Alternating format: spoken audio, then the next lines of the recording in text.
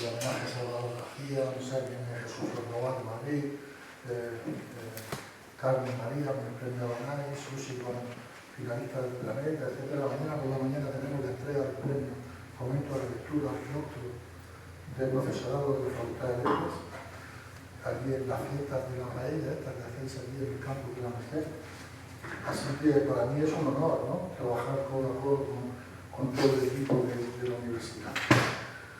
El acto no ha sido fácil, pero ha sido tremendamente gratificante, divertido y muy ilusionante, por lo que supone, en primer lugar, poder abrir la espita de la colaboración con esta editorial y con Claudio y Raúl, que son dos editores valientes, comprometidos con la literatura y que abordan proyectos de riesgo y de calidad. Y además funcionan extraordinariamente bien en ferias y eventos literarios a nivel europeo, que decían que ahora se van a cubrir, y trabajan muy bien. Claudio Míguez nos acompaña aquí en la mesa y Raúl está ahí con nosotros acompañándonos. Vienen a presentar un libro extraordinario, un libro perdido, un manuscrito que ahora nos contarán ellos cómo ha sido esta aventura de publicar El Carrillo, un libro que creo, por lo que he leído, que se publicó por primera vez en el año 21 en Mallorca, en esa gira que hizo la familia Borges por Europa, creo, ¿no?, en ese marco.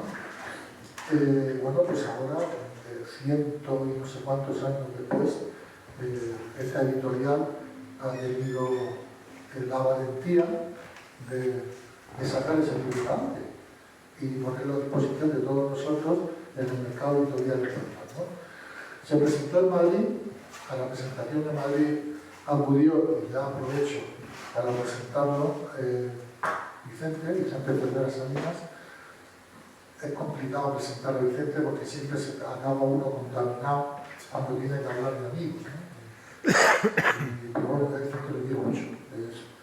Es una persona, es de los imprescindibles para promover la cultura, una persona que siempre está, que apoya, que está siempre decidido a empujar, a impulsar actividades culturales de toda índole. Catedrático de literatura de la Universidad de Murcia, especialista en literatura, no sé si hispanoamericana, iberoamericana, no sé. Hispanoamericana. Y grandísimo poeta, grandísimo poeta. Los libros de Vicente se me clavan en el corazón. Yo ya lo he visto, lo he leído, todo lo que ha practicado, todo lo que ha hecho, y lo he visto recitar sus propias obras, y eso es una experiencia que me marca. Yo, si tenéis alguna vez oportunidad de asistir a un recital de poesía de Vicente, bien de obras suyas o de los poetas que a él le gustan, no lo perdáis, ¿no? Bueno, pues Vicente estuvo en Madrid. Vicente es amigo personal de Claudio y de Raúl. Vicente estuvo aquí en la presentación de este libro, del Caudillo, de Guillermo Borges, y hablé con él, y digo, vamos a traernos la Murcia, esto es un pelotazo. Más allá del número de público que haya podido o querido venir, yo estoy muy orgulloso de que estas cosas pasen en mi tierra y además en sede universitaria, ¿no? Y lo que quiero en último lugar es agradecer personalmente muchísimo, mucho, pero mucho, el esfuerzo que han hecho Claudio y Raúl para estar aquí, ¿vale? Con una semana comprometidísima de actos, esta mañana estaban en Madrid, se han tenido que venir después de comer, pero es que ahora cuando termine el acto y tenemos que volver a Madrid, porque mañana tienen agenda allí en Madrid desde primera hora de la mañana. Eso supone un esfuerzo que yo llevaré siempre en el corazón y que algún día de un modo u otro acabaré pagando como se debe, porque aquí en los eventos que yo tengo a bien organizar, muchísimos de ellos con la inestimable colaboración de Vicente, que es como una mano derecha de muchísimas cosas, van a tener Claudio y Raúl siempre las puertas abiertas para realizar todas aquellas actividades que ellos estimen oportunas. No me extiendo más, ¿no? Si algo hay que resumir de mis palabras es gracias, que supongo que también Vicente ahondará en ello, y además yo le cedo la palabra a Vicente, y aunque sea por el esfuerzo que ha realizado, yo pido un aplauso para Claudio y para Raúl.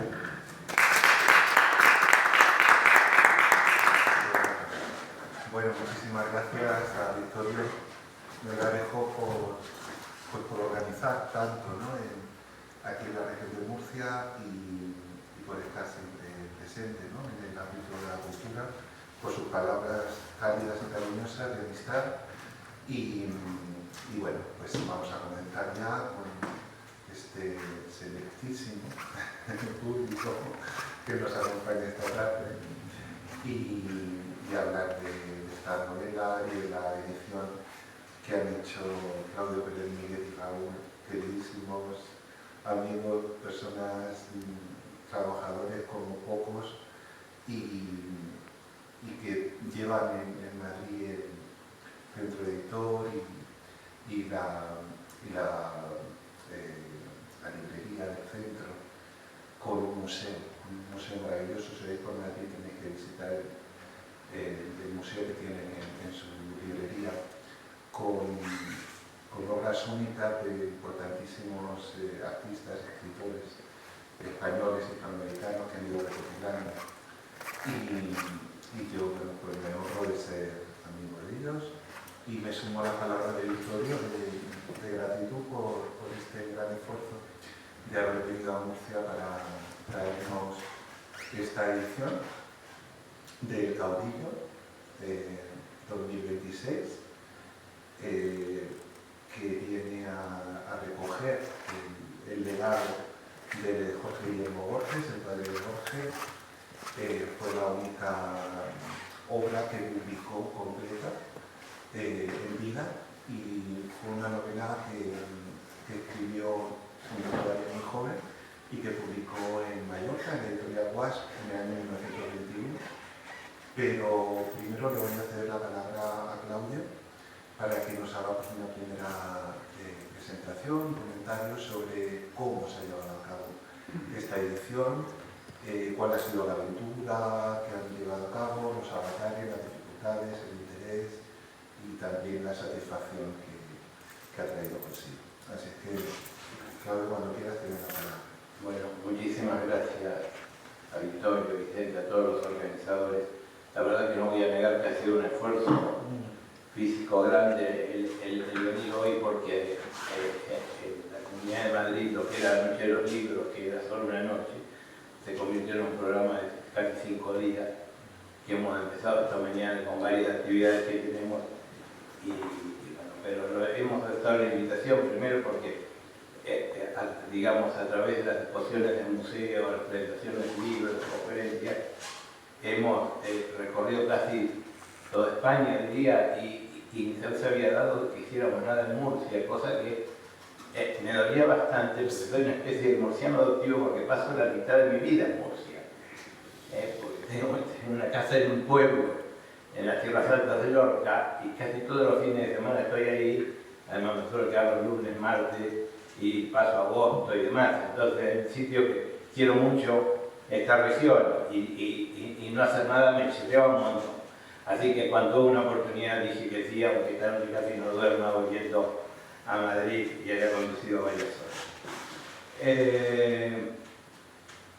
Este libro, hace tiempo que tengo, digamos, interés en publicarlo, primero porque, digamos, Borges es un interés particular mío, más allá que uno trabaja sobre diferentes autores. Yo tuve la fortuna de conocer a Borges y de tratarlo los últimos 4 años de su vida, cosa que cuento en este libro que publiqué hace un tiempo. Y entonces, digamos, siempre tengo posibilidad, le rindo no solo un homenaje, sino, digamos, una muestra de cariño y agradecimiento que nunca saldaré con él. Él indudablemente cambió mi vida, su persona, más allá de su literatura, y eso para mí es una cosa que no dejo nunca de lado. Y el padre de Borges, por algunas cosas yo voy a decir ahora, fue la figura fundamental, yo creo, en la vida de Borges, y además creo que fue su maestro literario, en el sentido que Borges usa la palabra maestro, que ya voy a aclarar, digamos, un poco de que en este libro, como dijeron, Borges habló muchas veces, en ese libro que tiene Vicente, se arrepiente de algunos consejos ultraístas que le dio, porque Borges se arrepintió del ultraísmo.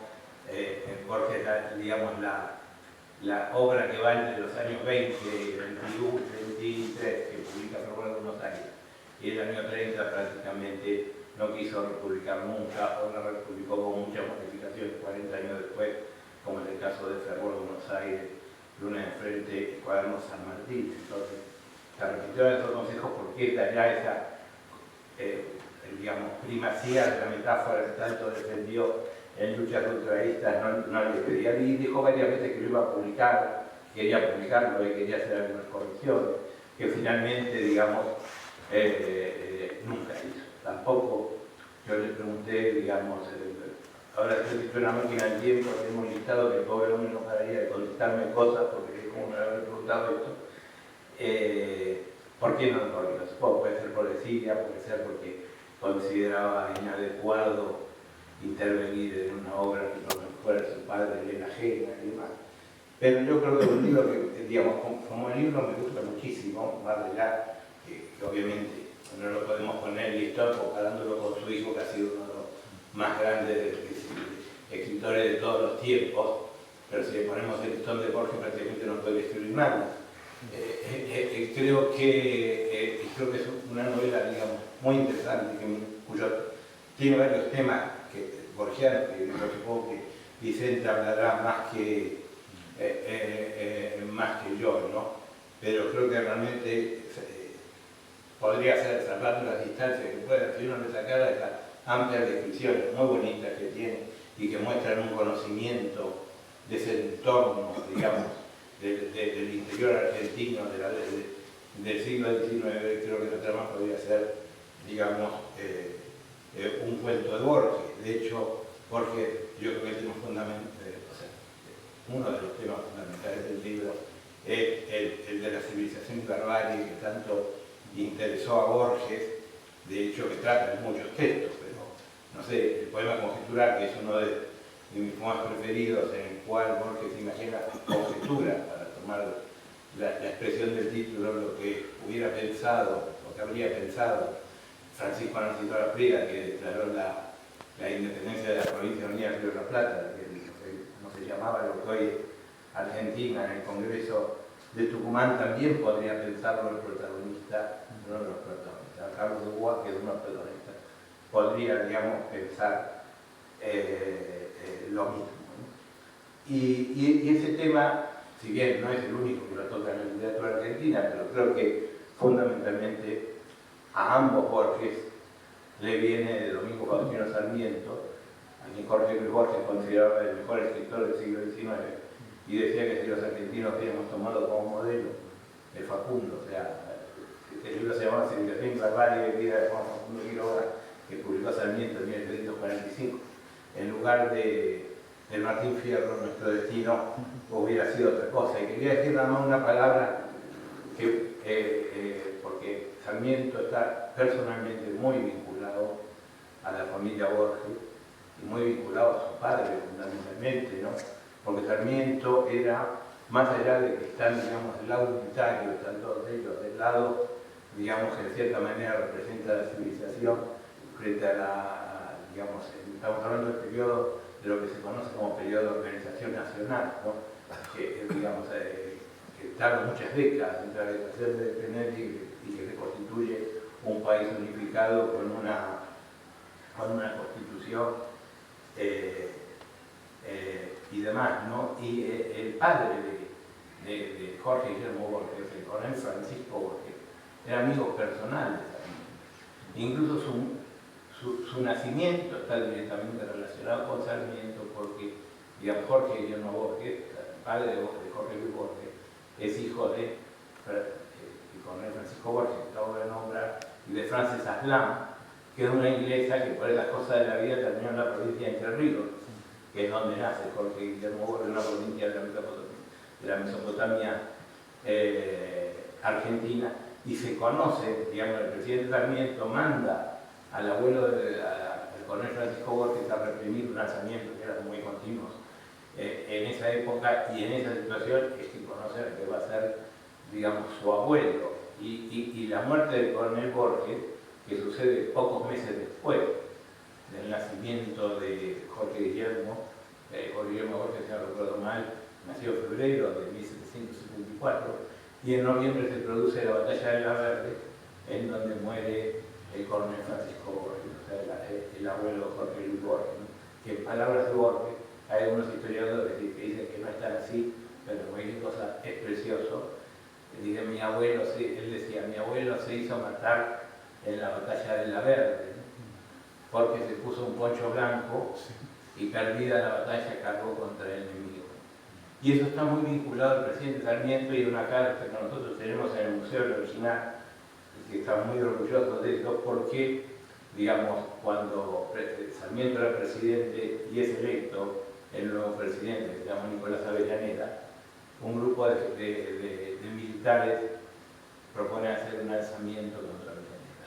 Y el abuelo de Borges fue a Sarmiento y puso como condición que se esperara a que el domingo Faustino Sarmiento terminara su presidencia para hacer el alzamiento. El problema está que Sarmiento se entera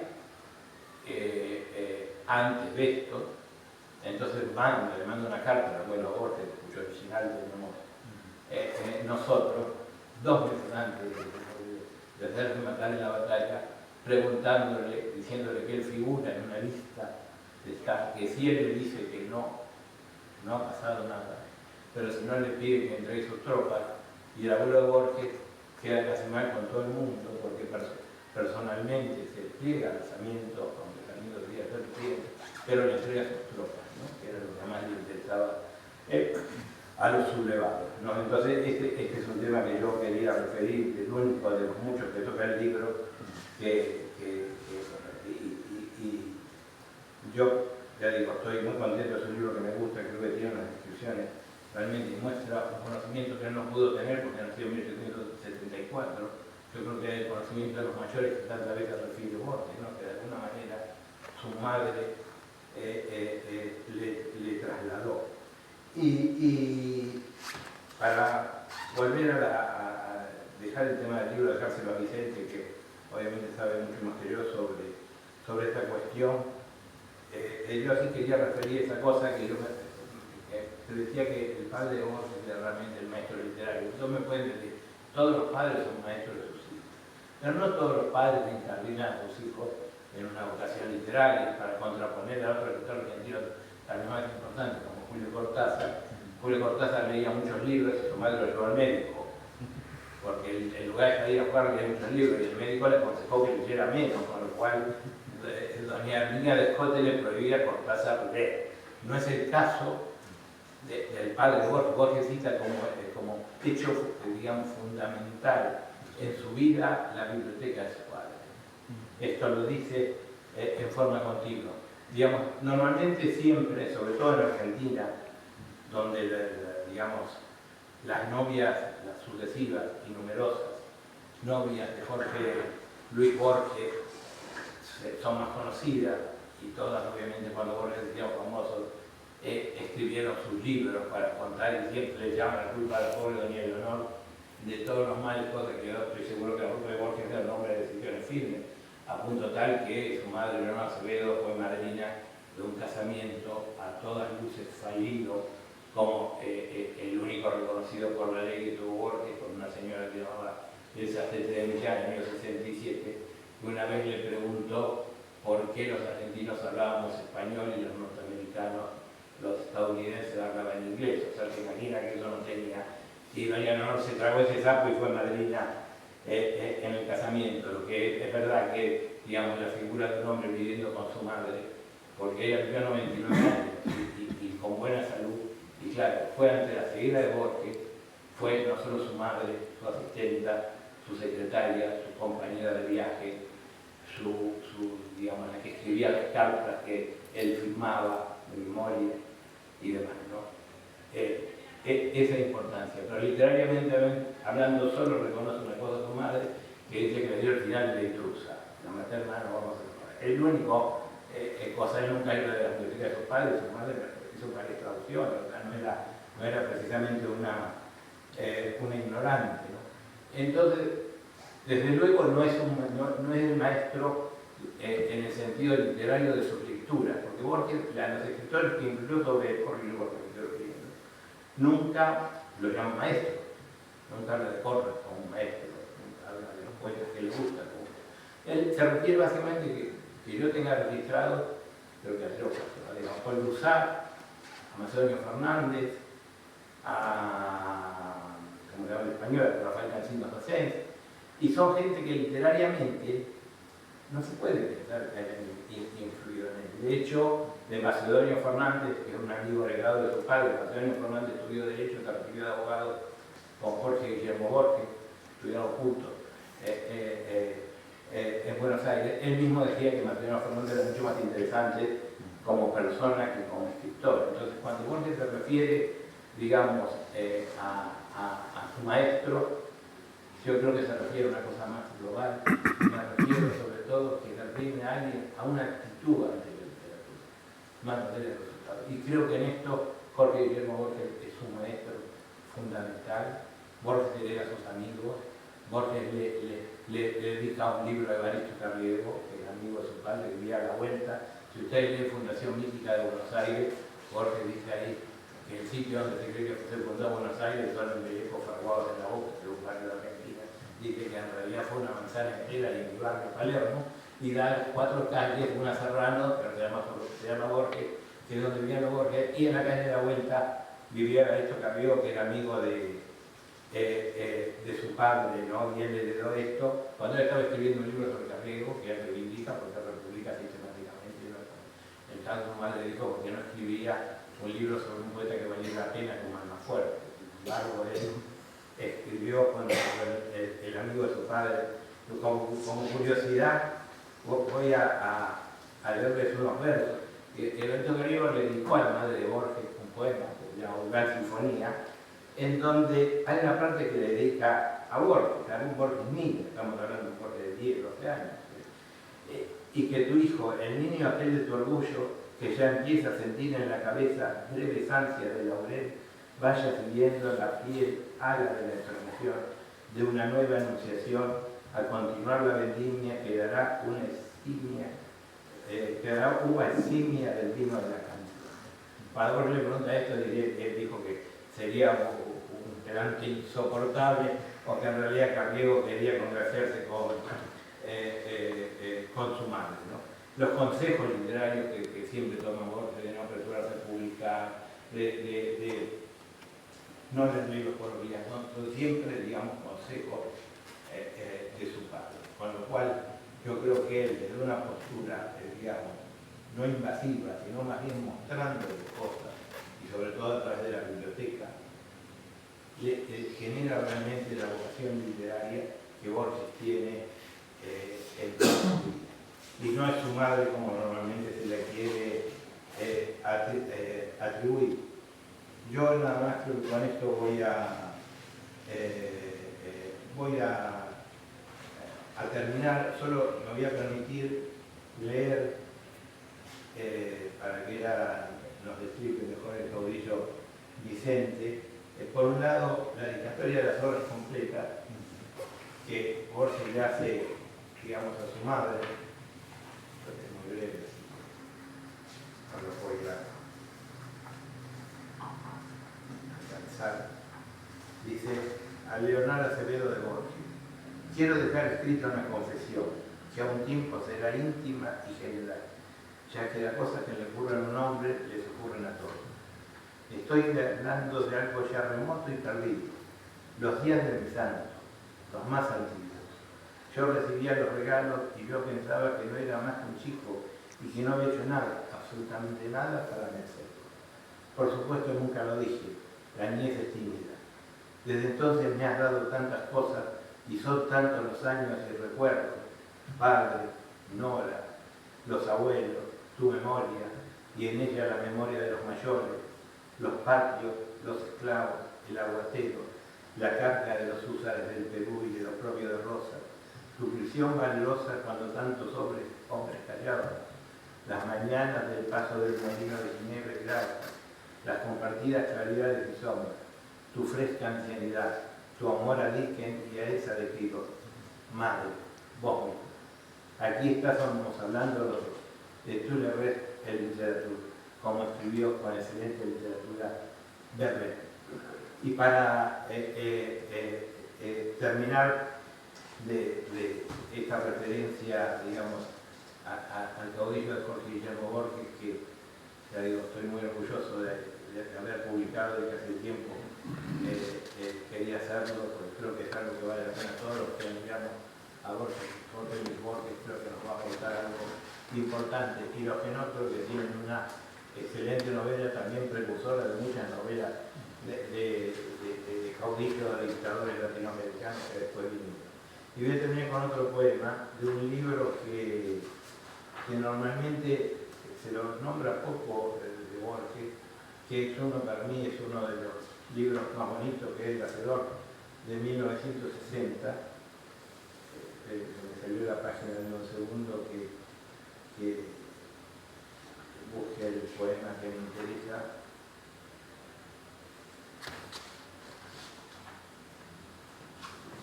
Que se llama La Lluvia. Y lo voy a leer para cerrar esta presentación. Y dice así el poema, es un soneto cortito. Bruscamente la tarde se ha aclarado porque ya cae la lluvia minuciosa. ¿Cae o cayó? La lluvia es una cosa que sin duda sucede en el pasado. Quien la oye caer ha recobrado el tiempo en que la suerte venturosa le reveló una flor llamada rosa y el curioso color del colorado. Esta lluvia que siga los cristales alegrará en perdidos arrabales las negras uvas de una parra en cierto patio que ya no existe. La mojada tarde me trae la voz deseada de mi padre que vuelve y que no ama. Nada, muchas gracias.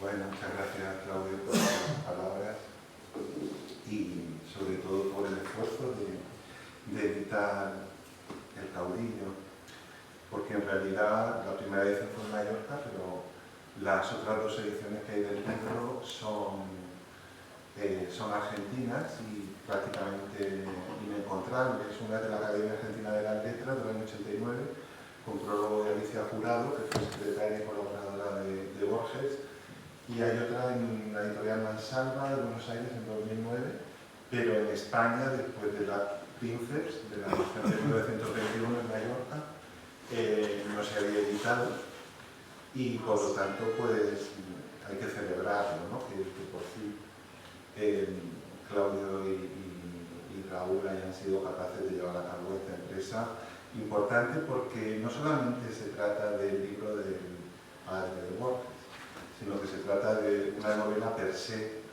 muy interesante, muy valiosa, y que seguramente si no fuera del padre de Borges hubiera tenido todavía más importancia y más peso en la historia de la literatura. Yo creo que es justamente al revés, porque bueno, es una novela que sorprende mucho cuando se lee, porque incorpora muchos elementos que luego van a estar presentes en la historia de la novelística hispanoamericana.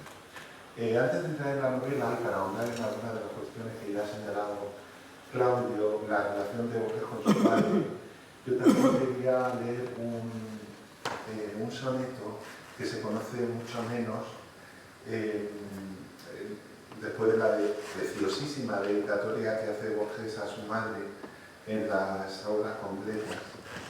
Todo el resto de literatura, aquí estamos tú y yo, y todo el resto de literatura. El poema que le dedica a su padre en el libro La moneda de hierro de 1976, creo que merece la pena también recordarlo, porque bueno, hablamos siempre de esa imagen de que el hecho fundamental de su vida fuera la biblioteca del padre, y eso es así. Y aquí hay una visión del padre desde una óptica no solamente intelectual o referida al mundo de los libros. Voy a leer. A mi padre. Tú quisiste morir enteramente. la carne y la gran alma. Tú quisiste entrar en la otra sombra sin el triste gemido del medroso y del doliente. Te hemos visto morir con el tranquilo ánimo de tu padre ante las balas. La roja guerra no te dio sus alas, la lenta parca fue cortando el hilo. Te hemos visto morir sonriente y ciego. Nada esperabas ver del otro lado. Pero tu sombra acaso ha divisado los arquetipos que Platón, el griego, soñó y que le explicabas. Nadie sabe de qué mañana el mármol es la llave. Como siempre Borges nos deja impresionados, ¿no? con esa capacidad que tiene poéticamente de entrar a través del mundo de la reflexión, de la meditación y del pensamiento en lo más hondo del alma. Y aquí de la psique del padre, que está muy bien retratado, en ese escepticismo radical que tenía, que profesaba, porque el padre Borges era un hombre, era un gran intelectual, había estudiado Derecho, como ya ha comentado Claudio, aunque luego renegó completamente de la carrera y de las leyes y de la jurisprudencia. Y en la carrera había conocido a Macedonio Fernández, que luego Borges lo tomaría como su gran maestro, pero aquí está también el magisterio del padre, por supuesto. Y era un hombre que se había dedicado no a la abogacía, sino a enseñar inglés en el Instituto de Lenguas Vivas de Buenos Aires, porque su madre, como ya se ha comentado, era inglesa y prefirió la docencia a la abogacía y estudia, por lo visto, según cuenta Borges, enseñaba inglés con un manual de psicología de William James. Un manual de psicología de William James. Era un hombre sumamente inteligente, como digo, venía de una tradición filosófica de Spencer, que es la aplicación de las doctrinas darwinistas, evolucionistas, a la sociología, y era una persona pues, de una filosofía escéptica, profunda, al mismo tiempo profesaba un anarquismo y una visión del mundo bastante desengañada, pero al mismo tiempo de una suma inteligencia, de una gran capacidad crítica ante el mundo y ante la realidad social. Son muchas, la relación de Borges con su padre es más compleja de lo que parece. Hay admiración y al mismo tiempo yo creo que hay una sensación de algo inabarcable, por un lado, y la conciencia que estaba ya en la familia de que el destino literario que no había podido desarrollar el padre vuelve a desarrollar el hijo. Ya se sabía desde muy joven que Jorge Luis Borges realizaría, llevaría a cabo, materializaría aquello que el padre no había podido culminar, pero que sí había ensayado, que era una carrera literaria. El retrato que hace del padre en este libro maravilloso, que es la autobiografía de Borges, pues ya nos plantea cuestiones realmente valiosas, ¿no?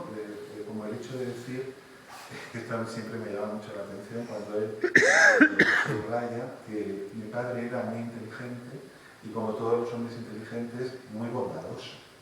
Esa combinación que plantea Jorge Luis Borges entre la bondad y la inteligencia, entre las capacidades intelectivas y las capacidades morales, que no siempre se ve así, pero que con este retrato yo creo que Borges está profundizando claramente en el espíritu del padre, y luego con esta anécdota que viene a continuación, que es muy chocante, pero al mismo tiempo es el retrato de esa bondad, de esa inteligencia, pero al mismo tiempo de esa inocencia que tenía el padre.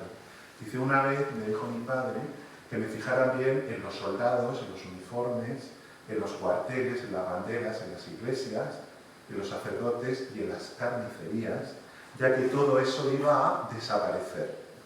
La visión de un anarquista. de un hombre que creía que las instituciones, que los uniformes, que las banderas, que las iglesias, que todo eso estaba llamado a desaparecer porque el hombre entraría en un espacio de mucha mayor libertad, incluso la carnicería, ¿no? No seríamos todos vegetarianos y viviríamos en un mundo más feliz y más perfecto. Eso se lo decía el padre al hijo con total convicción. Ya sabemos que eso no se cumple. Y un poquito más adelante también nos revela cómo el padre fue, como ha dicho Claudio, su maestro, pero no su maestro en cuanto a lo entendemos como magisterio literario. Es decir, Borges no va a escribir como el padre, incluso yo creo que va a tomar como un precepto no escribir como el padre. Precisamente el hecho de que Borges nunca escribiera novelas y que lo único que publicó Jorge Guillermo Borges, su padre, fuera una novela, que es muy indicativo de esa relación de admiración, de respeto, pero al mismo tiempo de la necesidad de ir por otro camino. Sin embargo, el hecho de que los grandes ídolos de su padre fueran los grandes poetas de la historia de la literatura europea y norteamericana es muy importante, porque sus ídolos eran Shelley, Keats y Swinburne, tres grandes voces de la lírica inglesa, y luego los libros sobre metafísica y psicología. Uno de los libros fundamentales, de los autores fundamentales para Jorge Guillermo, era Berkeley, y luego la teoría filosófica de Berkeley va a estar en la base de la literatura de Borges. El esse es percipi, el ser es ser percibido, los fundamentos del idealismo, el idealismo filosófico, que el padre le enseña al hijo desde muy niño, utilizando para ello un tablero de ajedrez y las aporías de Zenón de Elea, que son las bases del idealismo filosófico, la filosofía griega. Le enseñó el papá al niño utilizando un tablero de ajedrez y las figuras del ajedrez para indicar esas aporías sobre el idealismo. La carrera de Aquiles y la tortuga, o la flecha que nunca llega a clavarse en la diana.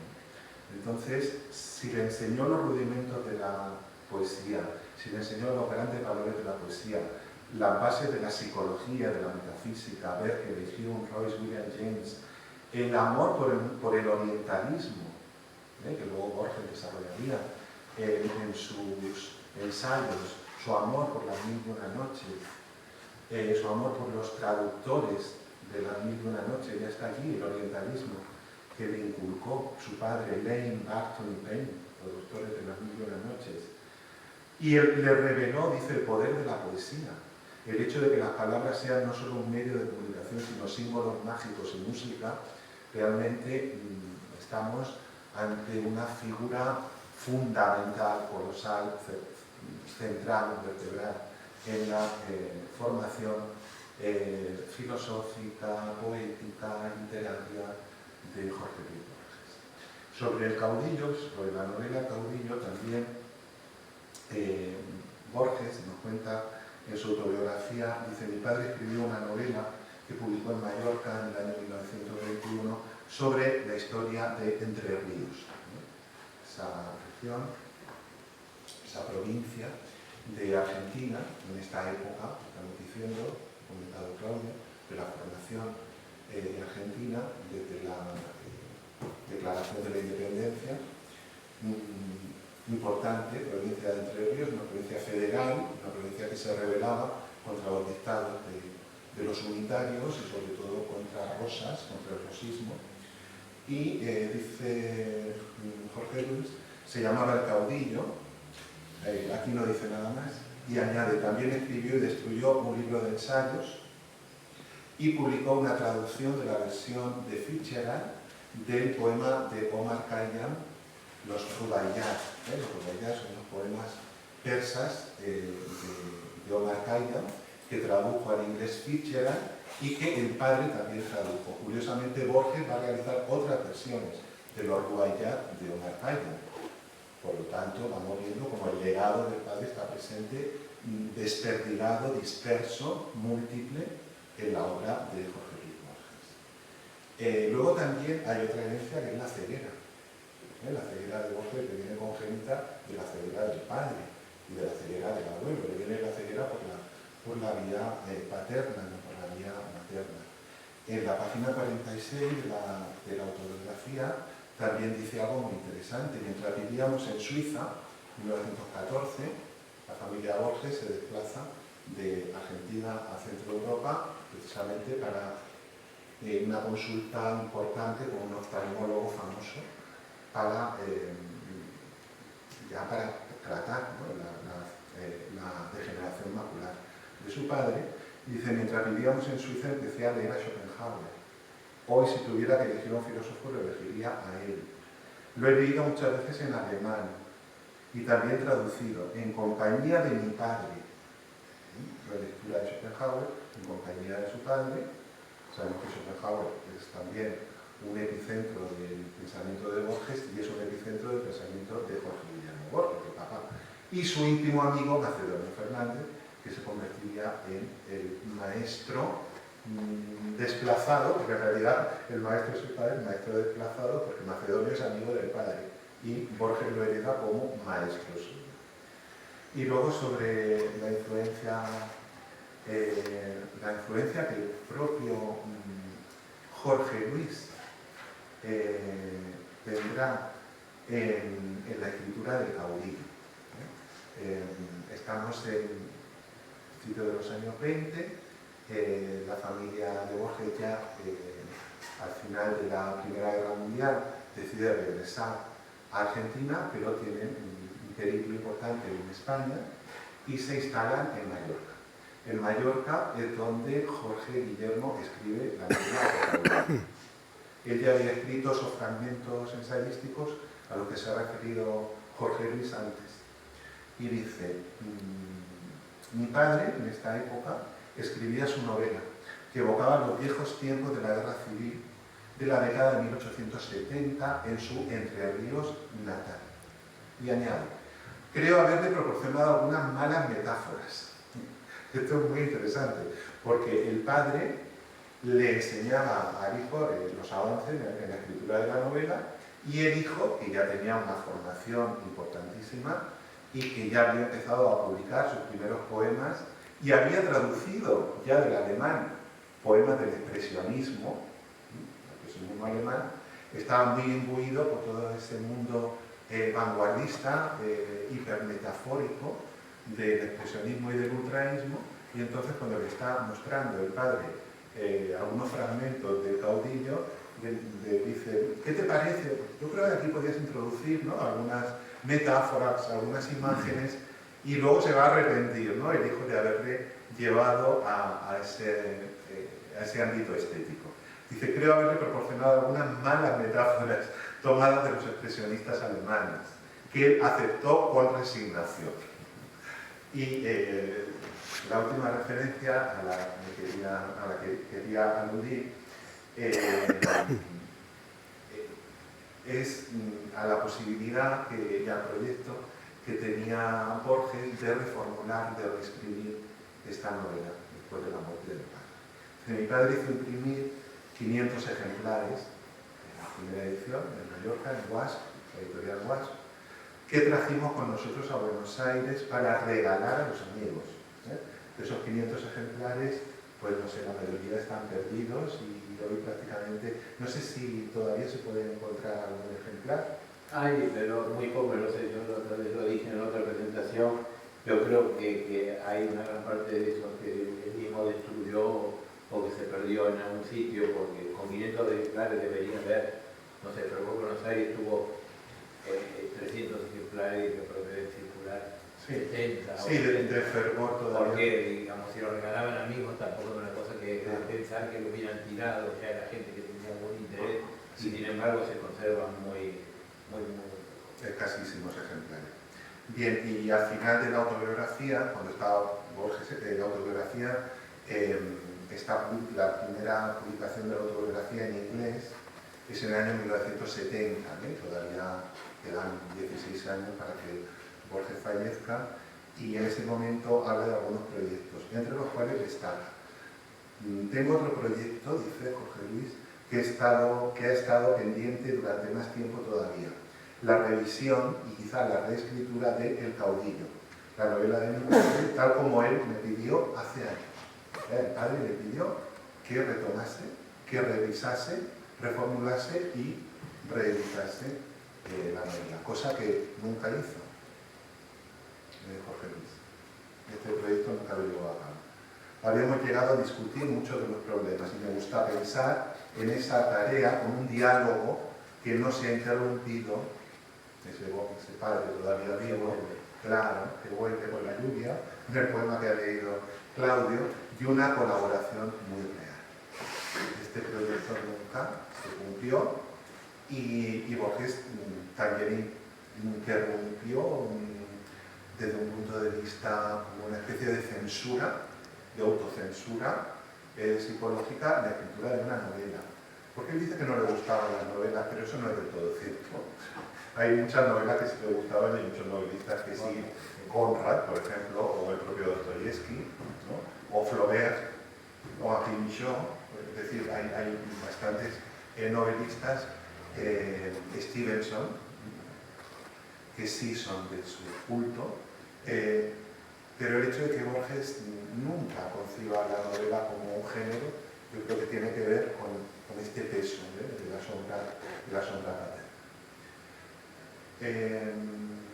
Bueno, entrando ya antes de entrar en la novela también quería comentar brevemente estos ensayos dispersos que el papá de Borges, Jorge Guillermo Borges, nunca publicó y que hay una edición póstuma por parte de Daniel Vanderstone, el responsable del Borges Center en Pittsburgh.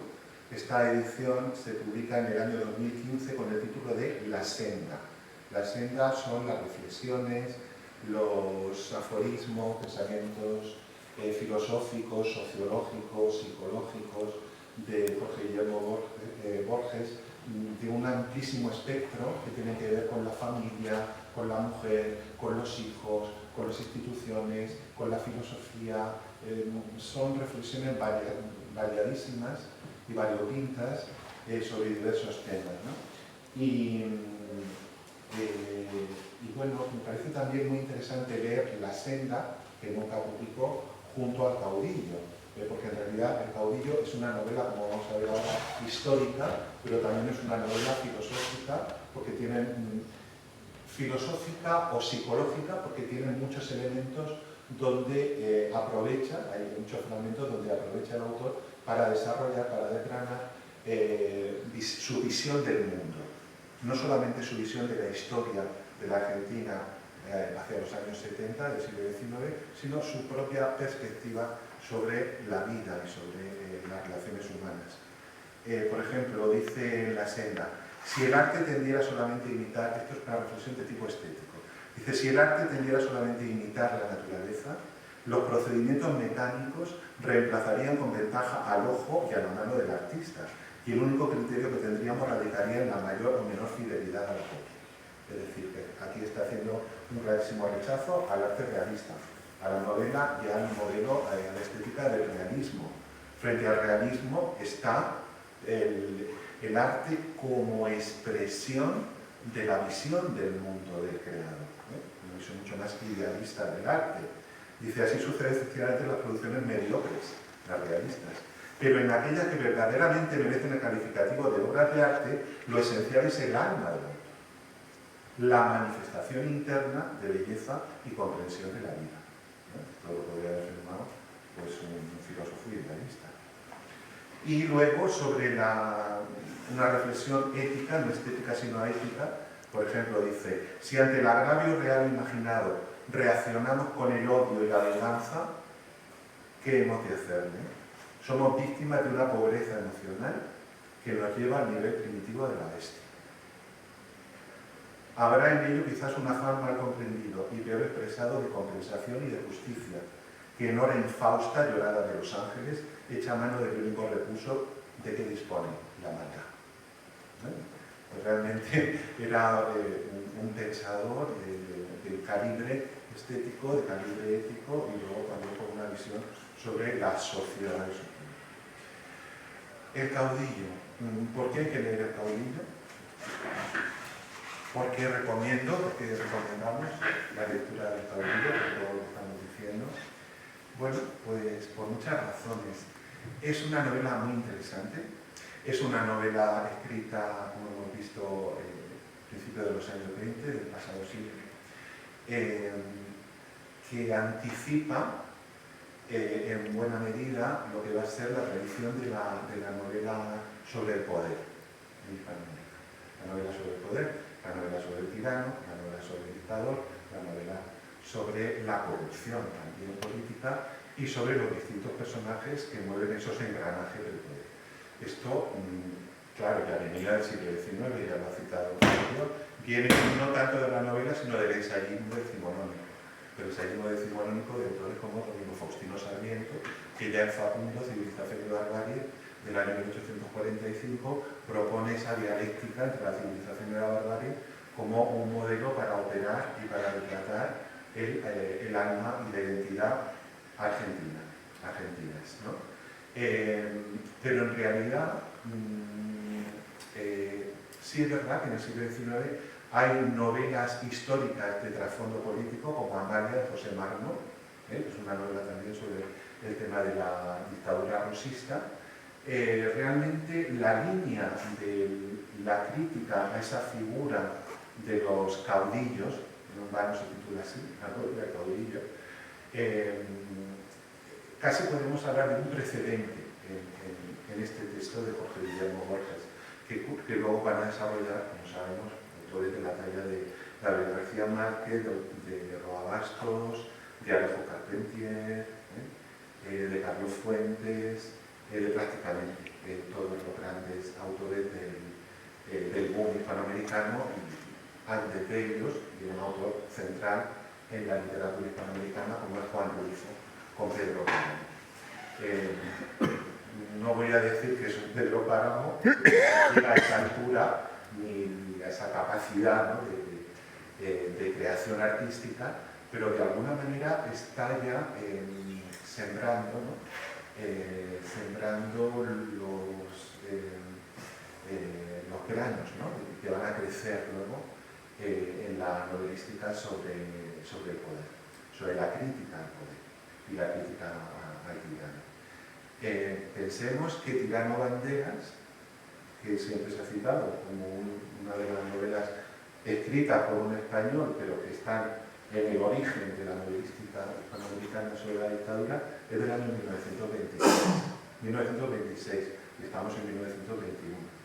Pensemos que una novela fundacional en la literatura argentina, como es Don Segundo Sombra, de Ricardo Buiraldes, donde ya hay una despedida a la sombra justamente de esa figura del gaucho, del resero, es como una entrada en la modernidad, en la modernización de la cultura argentina del siglo XX, pero heredando todo lo que viene de la enseñanza y del magisterio del gaucho, también es de 1926.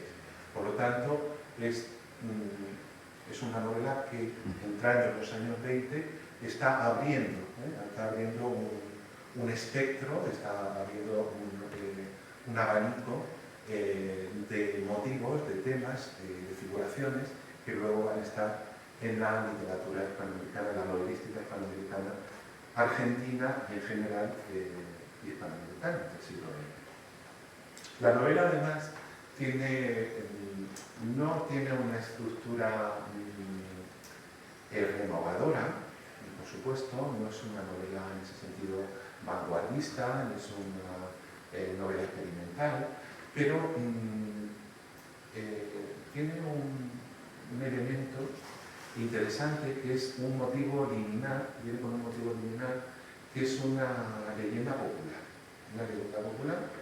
que va a ser reconstruida de alguna manera por el propio argumento de la obra, que también se ubica en la región de Entre Ríos,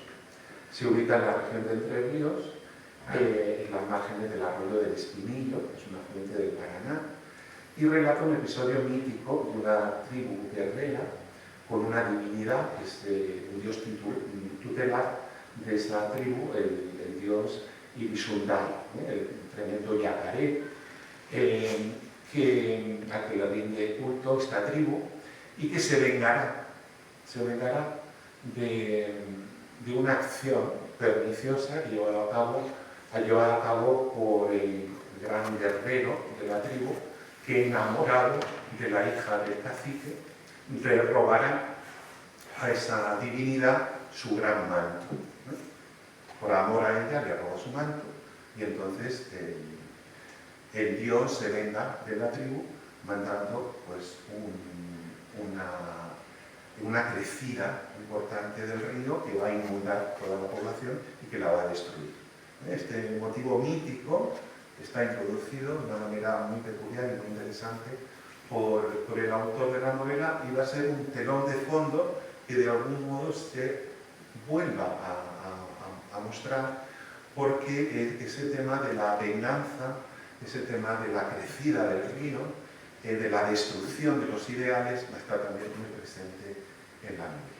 La novela consta de 21 capítulos y traza la historia de un personaje central, que es el caudillo, el cacique.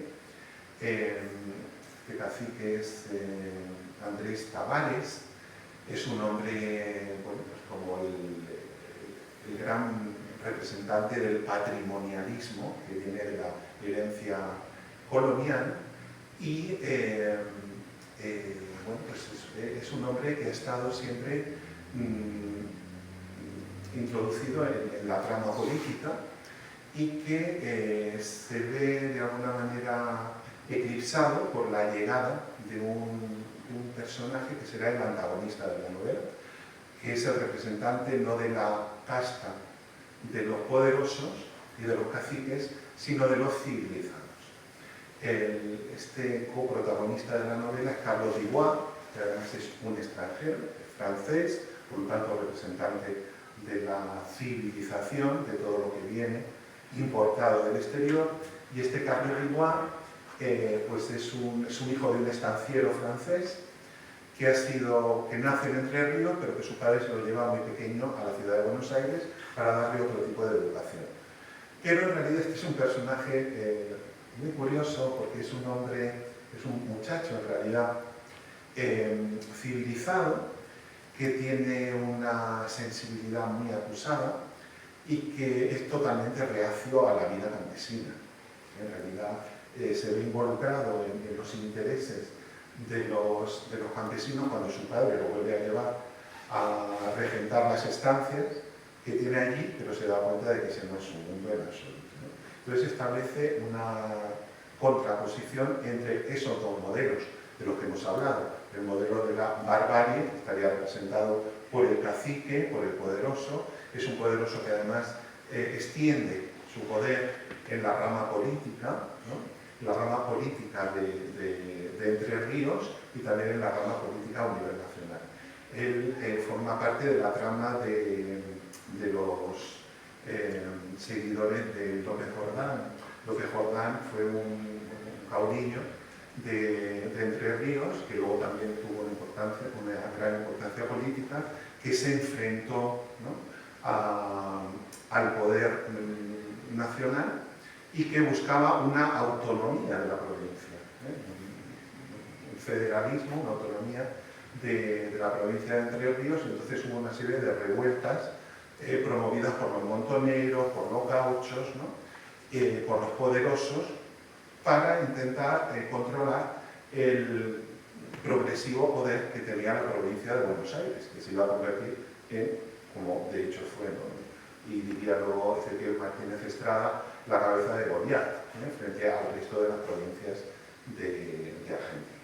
Entonces, dentro de estas guerras civiles están muchas intestinas entre los bandos federales y unitarios, los federales que querían darle un poder a esas provincias internas, interiores de Argentina, pues surgen figuras como este caudillo que forma parte de ese deseo de un poder local, ¿no? Y la aparición de este joven francés pues marca un fuerte contraste en el cual le sirve a Jorge Guillermo Borges para desarrollar esa psicología social. la psicología social del hombre poderoso que ve con suspicacia la llegada de lo extranjero. Los extranjeros, que no en realidad no son extranjeros, porque Carlos igual ha nacido en Argentina, pero ha sido educado en Buenos Aires, tiene una formación académica muy distinta, viene con todas las ideas del progreso europeo, y como dice la familia del cacique, la familia del caudillo y su mujer, todos estos educados en Buenos Aires, en el fondo, nos están estropeando, están introduciendo otro tipo de modales, de costumbres, de pensamientos. Nunca va a llegar a acomodarse, ¿no?, a ese mundo. Y él es un joven que tiene una biblioteca, como luego va a ser tan importante también la biblioteca para Jorge Luis Borges, una biblioteca no de ilimitados libros ingleses, sino de muchísimos libros franceses.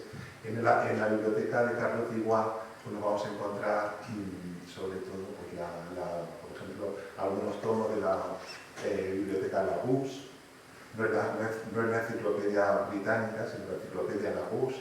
Están los libros de Lamartine, están los libros de Victor Hugo, están los libros de Flaubert,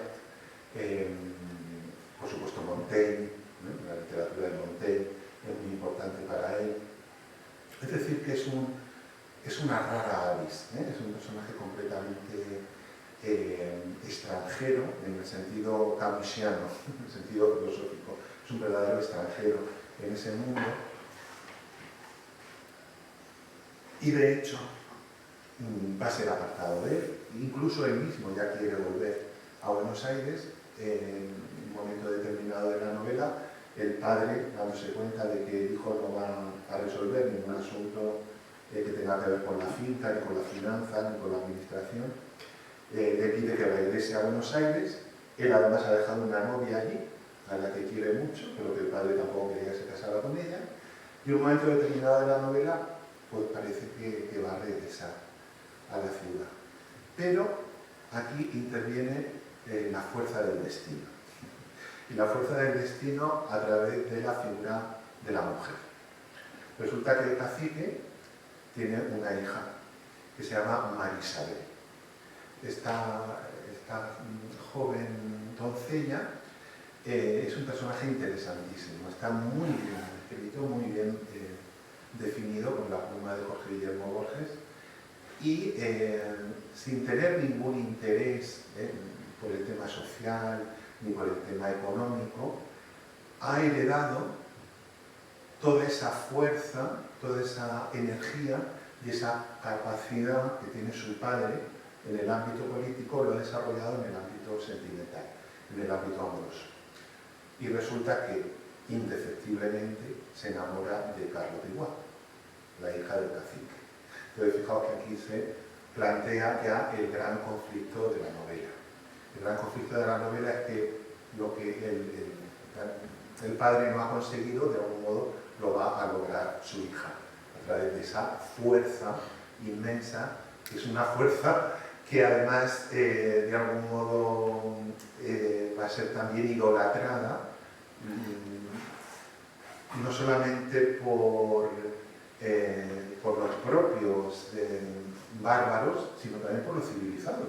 Domingo Faustino Sarmiento, aunque era un civilizado, sentía una fascinación por la figura de Facundo, porque en realidad es la fascinación por la energía vital, por la fuerza vital, ¿no? Que aunque cause horror, al mismo tiempo causa también fascinación. Entonces, aquí nos encontramos con unos elementos muy interesantes en lo que es la estructura, la trama, el argumento de la novela. No voy a contar el final, pero sí voy a contar que aparece otro personaje, un tercer personaje, o un cuarto personaje, porque tenemos el cacique y Carlos de Iguá, protagonista y antagonista, o dos protagonistas enfrentados, civilización y barbarie, la hija Marisabel, que es la hija del cacique, pero que se enamora del civilizado, y aparece un cuarto personaje, que es el gringo. El gringo es un italiano. Es un italiano que se ha afincado, se ha criollado en el territorio en la provincia de Entre Ríos y que sirve al cacique. Pero al mismo tiempo intenta transformar una visión del mundo que ya va siendo anticuada por parte de ese caciquismo, que es quedarse encerrado en el mundo provinciano. Entonces el gringo se da cuenta de que ese modelo social y ese modelo económico tiene que cambiar. Entonces le insta al cacique a realizar una serie de transformaciones sociales para que vaya creciendo, vaya desarrollándose ese modelo que de algún modo ya es un modelo casi periclitado. Con lo cual el cacique, por un lado, se deja convencer por esa visión más moderna del mundo que tiene este gringo, que tiene ideas foráneas, que tiene ideas extranjeras, pero que las lleva allí, que las importa, para ir transformando esa visión del mundo. Todo eso queda metaforizado con una imagen muy importante en la novela, que es la imagen del puente. Es un puente real, es un puente físico y es un puente metafórico. El puente que construye el gringo, financiado por el caudillo, es un puente que va a ir transformando el territorio provinciano y que lo va a ir conectando con otros territorios y que va a ir construyendo un modelo de ciudad, ya no solamente el modelo de las estancias anticuadas, sino un modelo de ciudad que lo asemeje a lo que se está convirtiendo la capital de Argentina, Buenos Aires. Es decir, ir, por decirlo así, cuadriculando la pampa, ¿no? Transformando, urbanizando la pampa y mostrando con todo ello un modelo diferente de progreso social.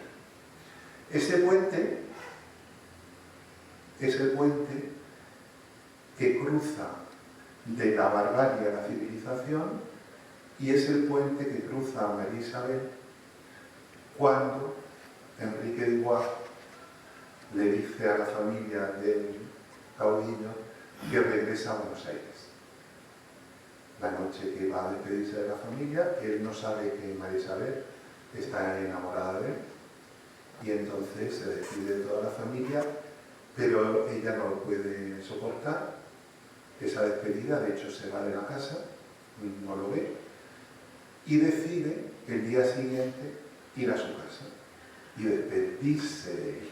Pero realmente no va a ser una despedida, sino una declaración de amor.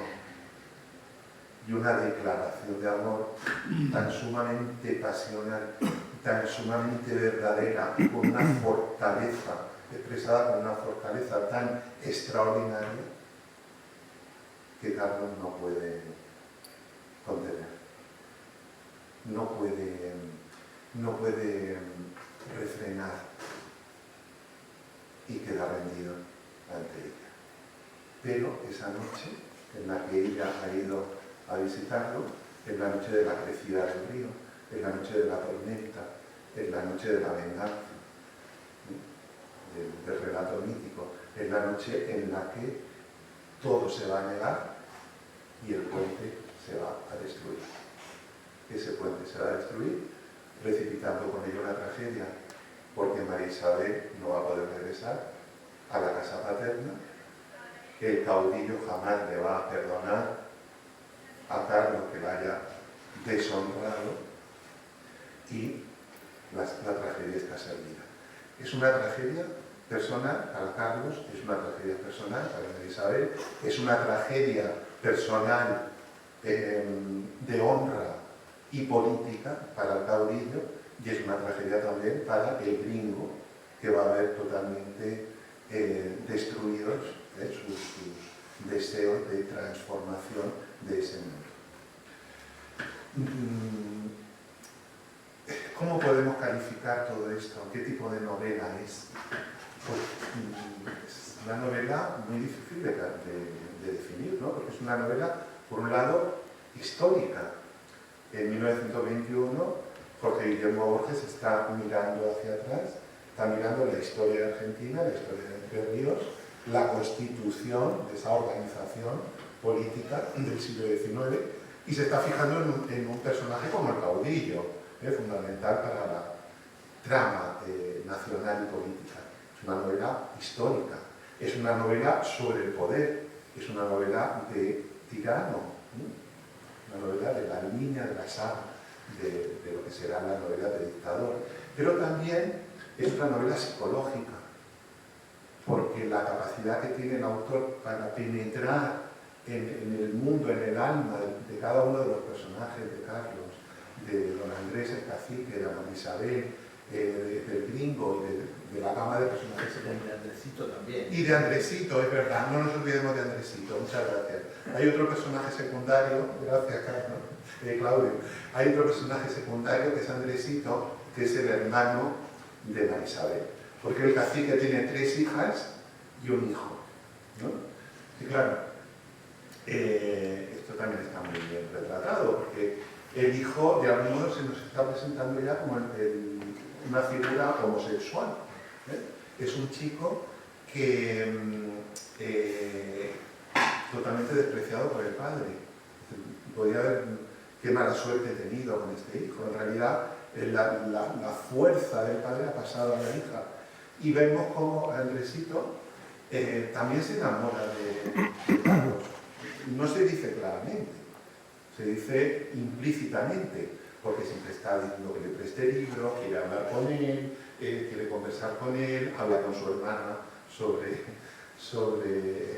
Carlos, es decir, que es un personaje secundario, pero de... Y además cuando él le ayuda a la hermana a él a encontrarse con Carlos, él le dice, estás enamorada de él, y no me sorprende, si yo fuera mujer también estaría loco por él. Claro, si fuera mujer estaría enamorado, pero están declarando también somos, ¿no? Pues tenemos una novela sentimental, una novela psicológica, una novela romántica, porque todos estos elementos forman parte de una tradición del romanticismo, ¿no? Pero al mismo tiempo es una novela, como he dicho antes, de psicología social, es una novela ensayística, en el sentido en el que a través de los discursos atributivos el narrador va mostrándonos su visión de las cosas, por ejemplo el machismo imperante, la misoginia imperante, la visión de la política. No solamente lo deja en boca de los personajes, sino que él mismo, que es un narrador omnisciente y heterodiegético, él mismo como narrador omnisciente se permite el lujo de expresarse libremente y con un discurso atributivo continuo sobre cualquier tema. Entonces también es una novela en ese sentido intelectual y es una novela ensayística. Es decir, que es una novela muy poliédrica, muy interesante, que además se deja leer con muchísimo gusto y que yo recomiendo que leáis. Yo recomiendo que leáis porque creo que no va a defraudar.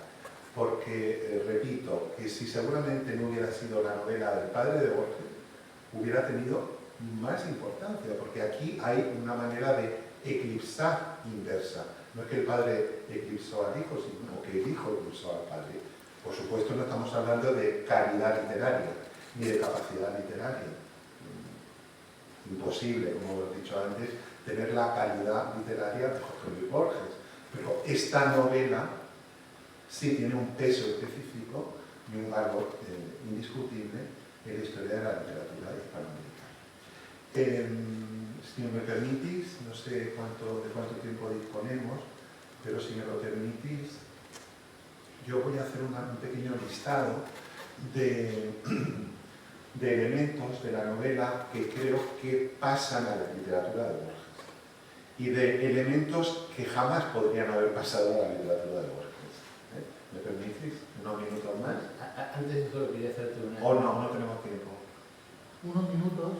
Creo que hacer un agregado con respecto, yo lo hacía con No me he dado cuenta de tiempo. con el poema conjetural. Yo siempre pensé que Borges usa a la Frida para mostrar, digamos, la situación argentina, porque se cuenta con su destino sudamericano. Y acá, digamos, está claro, el encuentro con el retiro sudamericano, Carlos Dubois, Claro. pero también toda la situación que trae el progreso que está arrastrado por el progreso Exactamente. y el puente se cae. Y el puente se cae. Digamos, la sociedad, el país se encuentra también con su destino sudamericano. Claro. Bueno, lo cito muy brevemente sin entrar. Por ejemplo, los rasgos del folclore argentino, la presencia del juego de cartas del truco, que va a pasar a la poesía y a la literatura de Borges. El Evaristo Carriero ya está. Y sobre todo la descripción de los hombres de acción frente a los soñadores. El hombre de acción y el soñador. Borges dice que siempre le hubiera gustado ser un hombre de acción, pero que nunca lo fue, como el padre, que tampoco lo fue. El escepticismo filosófico del padre pasará al hijo, aunque el culto del libro del hijo lo salvará de un escepticismo total. Un manejo excelente del diálogo, que también está en los cuentos de Borges, no lo olvidemos, y del estilo indirecto libre. El manejo del estilo indirecto libre es excepcional. Las reflexiones sobre la cobardía y la huella de Schopenhauer, el culto a la noche, que está el culto a la noche en la pampa, en el campo, luego va a estar muy presente en la literatura de Borges, Historia de la noche que en el sur lo velaron. La afición por el folclore patrio, los payadores, la literatura gauchesca, el mito del eterno retorno, en boca de Carlos Dibot. Hay un pasaje donde Carlos, paseando con Marisabel y con Andresito, etc., les está hablando del eterno retorno, presente en Historia de la eternidad, etc. La fenomenología de los sueños. Hay un capítulo que es el sueño de Carlos Dubois, que sueña que está muerto, pero luego sueña que se va a casar y que se va a casar con Lina, que era su novia bonaerense, pero luego Lina se transforma en María Isabel. El tema del judío errante también está presente. Las ideas sobre la jactancia, la vanidad frente al esfuerzo humano, ese escepticismo del que hablo. Y luego algunas metáforas en las que no puedo entrar, que seguramente fueron esas metáforas que introdujo el padre por indicación de su hijo. La idea de que los seres humanos somos como piezas movidas por alguien en un tablero de ajedrez, ¿no? Esa idea que luego está presente en la literatura de Borges también aparece aquí, y el elogio de Montaigne. Como contramodelos, el no novelista. Borges nunca escribió una novela. Borges no suele utilizar ese discurso atributivo. Él no se permite desarrollar sus ideas a través de sus formas literarias. Serán los personajes, pero no el narrador. Su rechazo al costumbrismo, su rechazo al realismo, su rechazo al descriptivismo, que lo ha señalado Claudio, muy importante en la novela, y sin embargo no está presente en la literatura de Borges. El descriptivismo, por ejemplo, de la naturaleza y del entorno rural. También el rechazo a la novela histórica y a la novela sentimental. El retrato de los sentimientos amorosos, el rechazo de Borges al rechazo de los sentimientos amorosos, y la visión de la pasión sensual y sexual, la noche de amor, la unión carnal de los personajes. Eso es muy difícil que Jorge Luis Borges lo hubiera llevado a cabo en alguna de sus obras. Bueno, tampoco me quiero extender mucho más. No sé si había otra pregunta por parte del público. Yo justo iba a preguntarle a Claudio, como ha dicho antes, que el libro podía ser como un cuento largo de Borges. Justo es que iba a preguntarle, y ahora te has puesto tú a ver el listado de las parecidas. Pero también podría preguntar de qué forma, o sea, porque has dicho que Borges decía que Argentina habría tomado otro camino distinto si hubiera tomado la idea de civilización y barbarie en Facundo. ¿De qué forma ese pensamiento se ve en el poema conjetural de la civilización y la barbarie? Sí, se ve claramente, porque Francisco Narciso de la Pliga es el héroe civilizado que declara la independencia de las naciones en el Congreso de Tucumán, pero luego muere como un bárbaro en las ciénagas, perseguido por los gauchos. Es decir, que es precisamente el sacrificio. Ahí, la Pliga es el sacrificio el concepto de lo civilizado frente a lo bárbaro. Y de algún modo en la muerte de Láprida está ya la historia truculenta, sanguinolenta y macabra de la Argentina del siglo XX. Bueno, hay un verso que dice: vencen los bárbaros, Los gauchos vencen. Y yo, Francisco Arcedo, a medida que estudié los cánones, las leyes, me encuentro al fin con mi destino sudamericano. Sí, mueren los gauchos, mueren los bárbaros, vencen los bárbaros, los gauchos vencen. Como siempre está la amenaza de que la barbarie, como se demostró, con la reorganización nacional de Videla en 1976, fecha en la que Borges le escribe el soneto a su padre. Ciego ante la realidad, por otro lado también hay que decir, ciego ante la realidad política de ese momento. Gente, tenemos que terminar. No tenemos que... Son las No, 9. solo quería comentar una cosa, porque yo también me tengo que ir. Como estamos en familia, puedo decir que tengo que ir a recoger a mi nieta. Bob Dylan no fue a recoger su premio Nobel. Debería haber ido y haber llevado la medalla a Ginebra, a la tumba de Jorge Luis Borges. Sí, tal vez. Yo creo que la verdad que a Borges lo ha favorecido muchísimo a no recibir el premio Nobel, sinceramente, porque eso ha quedado como una mancha indeleble y en una referencia. Hay pila de premios Nobel que nadie se acuerda ni siquiera de su nombre. Y cada vez que se da el premio Nobel, sobre todo que es un premio Nobel en español, el que lo gana se siente obligado a decir que los Borges lo hubiera merecido, de García Márquez a todos los que vinieron después. O sea, creo que lo ha beneficiado. Creo que hay que perjudicar. Entonces Bob Dylan hizo bien. Es el premio Nobel, creo que tiene una falla, digamos, un defecto incuestionable, que el escritor más importante en español del siglo XX no le han dado el premio Nobel. O sea, creo que... Es un defecto del Nobel porque tampoco lo tuvo Proust ni lo tuvo Kafka. Es decir, que Perdió el Nobel. Lo más importante obviamente no lo tuvieron. Gracias. Muchísimas gracias.